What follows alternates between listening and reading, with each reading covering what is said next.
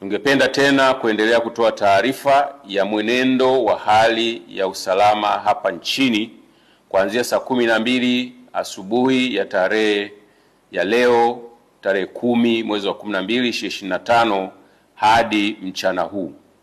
Hali ya usalama ni shwari na shughuli za kiuchumi na kijamii zinaendelea kama kawaida nchi nzima baada ya mapumziko ya jana ya tarehe 9 wa 12 2025 ya sherehe za sikukuu ya uhuru wa taifa letu. Jeshi la Polisi kwa ushirikiano na vyombo vingine vya ulinzi na usalama vitaendelea kushirikiana na nyinyi wananchi kuhakikisha amani na usalama unaendelea kuimarika hapa nchini, ili hata wale wachache wenye hofu waweze kutoka waendelee na shughuli zao za kila siku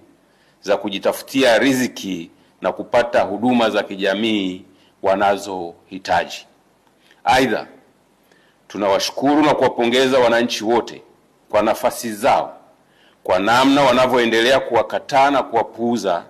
wale wanaohamasisha na kuchochea vurugu na ukiukwaji wa sheria za nchi kupitia mitandao ya kijamii na njia nyingine. Aidha, tunatoa rai kwa kila mmoja wetu tuendelee kuungana kwa pamoja kulinda na kuimarisha amani na usalama wa taifa letu ili